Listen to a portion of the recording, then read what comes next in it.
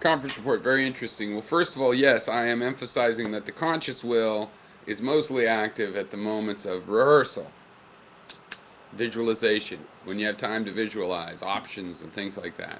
The conscious will, now mind you, I believe the whole unconscious will, which is a reaction to energy we're getting. Basically, light hits the eyes and it's actually amplified. So in a sense, it's the energy, in the sense that energy through the radio wave part of the spectrum is what causes your radio to make noise, but it has to be amplified. So whichever one of those you want to count as the cause, one is in quantity and one in the sort of the quality is the important part. Okay. So anyway, I think unconscious will is should also be called will, but it is a different thing. It is happening there where it wants to do one thing, and it's more of your biological system and the more reactive parts of your nervous system, which is most of your nervous system as well. So great, conscious part of the will, it's the thing that can reflect. However, you are forgetting that to take into account in the argument, I mean, that things don't go like the rehearsal. Not in real life. Now, performers get pretty damn close, so nobody else can notice that things didn't go, but often, even then, they will know. So, anyway, the moment of the rehearsal is the main moment of the conscious will. But since things don't always go the same way, you're going to have chances to make decisions and use different visualizations and different options that you have. Or wait, maybe you won't have that chance. But if you visualize actions that give you that chance, like hitting the ground, when there's a big, loud situation, you don't know what it is, and your primal comes in, and your brain just has a little tiny chance to decide, well, which things you do. You run or you hit the ground and this kind of thing. You can prepare yourself for that. And depending on your situation, you prepare for different things. Often hitting the ground is pretty good, even with bulls, because then they'll lose sight of you and stuff. Not a long-term solution. Now, if you can visualize reactions that are doable when you're getting the primal energy, the fight or flight, you have a couple of options that are built in that you could condition one or the other. Then one or the other response in a particular situation can buy you time, so you can look around. I mean, I generally, in my worst case scenario reactions, you want to get some time to look around. You know what I mean? If your plane wrecks, you don't want to just be like, "Whoa, I gotta get out of here." You want to do something that's like, I'm on fire, and then after you're off the fire, look around. You want to remember to take some time to look around. Why? Because you need to keep buying yourself some contemplation time so you don't just do something stupid. And this is the value, and it's proven in visualizing worst case scenarios. I mean, proven ahead of time. So, for example, there's a story. There's a big plane. I could look it up. It was famous. It just ripped in half, and then the half that was landed there burned up. A lot of people died in that. There was one woman told the story. She was in a daze. Her husband is the kind of guy that just checks the emergency exit. He doesn't not hyper about it. He's just like, he does look, and I do this too. It's just like, oh, it's right there, as opposed to way over there, or opposed to right here, or right behind me. You just check and just know that, and that visualization is key. And they've done studies. And so, sure enough, she's stunned, and she's just like this, and she's like, she said all she knew is her husband was like, hey, hey, and they took off the belt and they started to get out. And as she looked back, there was a woman, sitting right in the same, area, a couple rows away, across the aisle, and she was just still sitting there dazed. And and she told it as a tragic story because that was the difference. The 2 minutes to go back was who lived and died on that thing. This was a plane where you could walk off if you weren't stunned. So you could affect how long and how you react to shock. you know. So, and it can be a negative thing. You can just get sort of numb to shock, or even seek shock.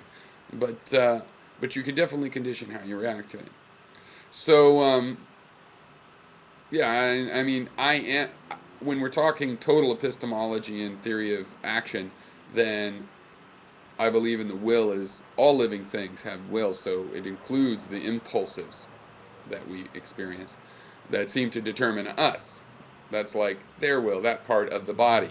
That part of the body. We're just a little part of the body. We're not even the whole brain. We're just some forebrain part or something that's doing all this coordination, pretending to be the whole thing so that we can get some influence in there.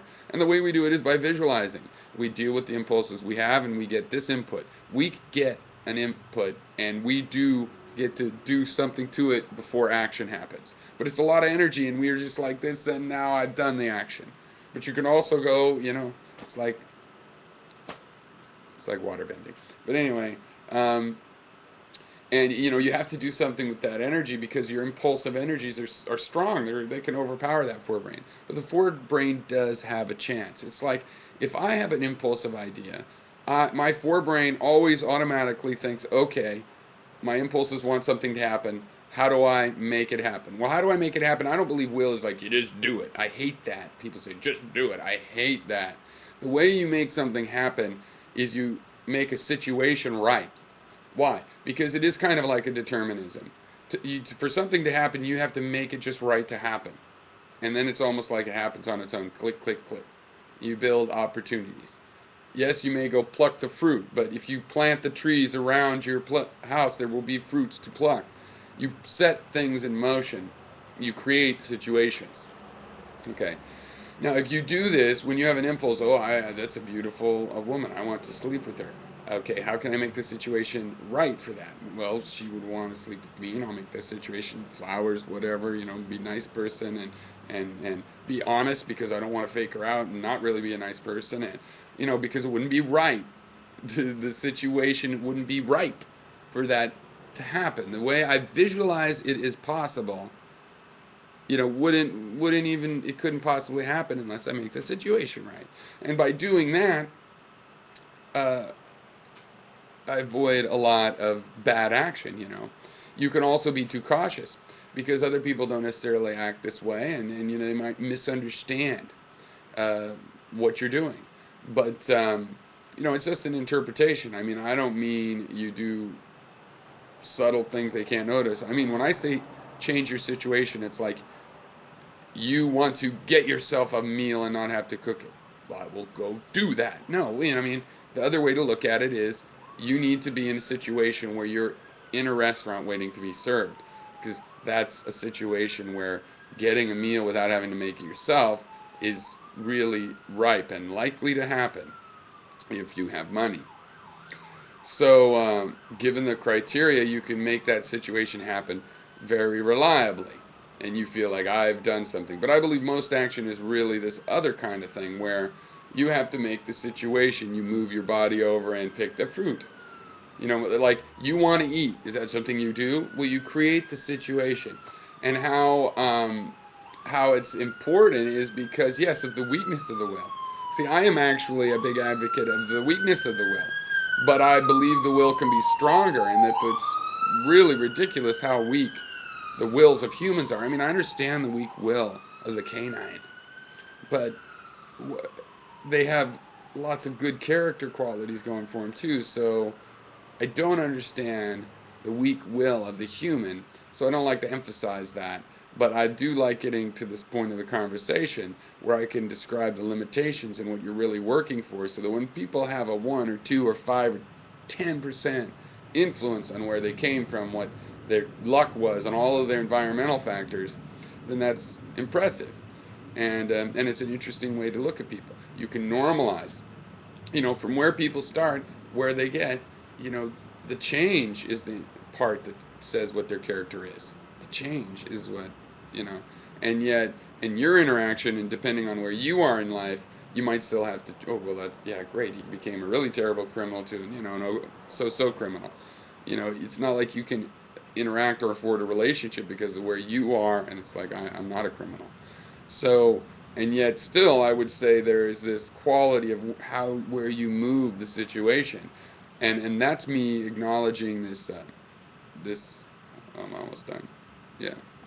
Anyway, acknowledging this, what a part I wouldn't call deterministic, but it is the physical, material reality.